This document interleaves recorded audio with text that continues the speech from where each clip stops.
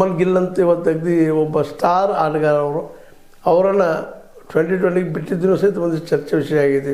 ಹೀಗಾಗಿ ಒಟ್ಟಾರೆಯಾಗಿ ನಮ್ಮ ಕೋಚ್ ಈ ಗಂಭೀರ್ ಅವರು ಹೆಸರು ತಕ್ಕ ಗಂಭೀರ್ ಇಲ್ಲ ಟೆಸ್ಟ್ಗಳಲ್ಲೇ ಅನ್ನುವಂಥದ್ದು. ಆದರೆ 1 ಡೇ ಮತ್ತು 2020ಗೆ ಈಗಾಗಲೇ ವರ್ಲ್ಡ್ ಕಪ್ಪನ್ನು ಗೆದ್ದಿದ್ದಾರೆ, ಇದರಲ್ಲಿ ಇದನ್ನು ಏಷ್ಯಾ ಕಪ್ ಹೊಡೆದಿದ್ದಾರೆ, ICCನೂ ಗೆದ್ದಾರೆ, ಇದನ್ನು ಗೆದ್ದಾರೆ. ಅದರಿಂದ ಅವರು ಗೆದ್ದ ಮೇಲೆ ಸರಿ ಅದನ್ನು ನಾವು ಹೇಳ್ತೀವಿ. ಆದರೆ ಗೆಲುವು ಅಂತ ಮಾನದಂಡ ಆಗಬಾರ್ದು.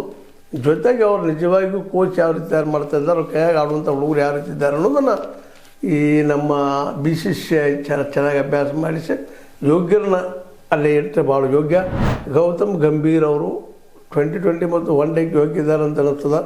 ಟೆಸ್ಟಿಗೆ ಯಾರು ಹುಡುಕ್ತೀರಿ ಅನ್ನುವಂಥ ಒಂದು ಮಾತಿದಾವೆ. ಬಟ್ ಆದರೂ ಇನ್ನಷ್ಟು ಅವಕಾಶ ಕೊಡುವಂಥ ಸಾಧ್ಯತೆಗಳಿದ್ದಾವೆ. ಯಾಕಂದರೆ ವರ್ಲ್ಡ್ ಕಪ್ ಬರ್ತಾರೆ T20 ಅದು ನೋಡ್ಕೊಂಡು ಮುಂದೆ ಏನೋ ಡಿಸಿಷನ್ ಮಾಡಬಹುದು ಅನ್ನುವಂಥ ಮಾತುಗಳು ಕೇಳಿ ಬರ್ತಾಯಿದ್ದಾವೆ. ಏನಾದರೂ ಆಗಲಿ ಗಂಭೀರ್ ಅವರು ತಮ್ಮ ಟೆಸ್ಟ್ ಆಟಗಾರನ ತಯಾರು ಮಾಡುವಲ್ಲಿ ಇನ್ನಷ್ಟು ಗಂಭೀರ ಚಿಂತನೆ ಮಾಡಲಿ ಅಂತ ಭಾಳ ಜನ ತಜ್ಞರ ಅಭಿಪ್ರಾಯ. ಇದಕ್ಕೆ ನೀವೇನಂತೀರಿ? ತಪ್ಪಂತೀರೇನು? ಯಾಕಂದರೆ ಸೋತಾಗಲೂ ವಿಮರ್ಶೆ ಸ್ಟಾರ್ಟ್ ಆಗ್ತಾವೆ, ಗೆದ್ದಾಗಲ್ಲ. ಗೆದ್ದಾಗ ಎಲ್ಲರೂ ಹೊಗಳವ್ರನ್ನ ಭಾರಿ ರೀ, ದೇವರಿದ್ದಾಗ ರೀ, ಗ್ರೇಟ್ ರೀ ಅಂತೇಳಿ. ಸೋದ್ರೆ ಎಲ್ಲರೂ ಆಳಿನ ಕಲ್ಲಿಗೆ ಅವ್ರಣ. ಅದಕ್ಕಾಗಿ ಒಂದು ಸೋಲ 10 ಗೆಲುವಿಗೆ ಸಮ ಅಂತ ಹೇಳ್ತಾರೆ. ಇದು ನಿಮ್ಗೆ ಲೈಕ್ ಆಗಿರ್ಬೋದು. ಲೈಕ್ ಮಾಡಿ, ಶೇರ್ ಮಾಡಿ, ಕಮೆಂಟ್ ಮಾಡಿ, ಜೊತೆ ಸಬ್ಸ್ಕ್ರೈಬ್ ಆಗೋದ ನಿಲ್ಲಿಸ್ಲಿಕ್ಕೆ ಹೋಗ್ಬೇಡಿ. S16 ನ್ಯೂಸ್ ಅಂತ ತಿಳಿಸಿದ್ದಾರೆ. ಸತ್ಯದ ಕೈಗಂಡಿ ವಂದನೆಗಳು.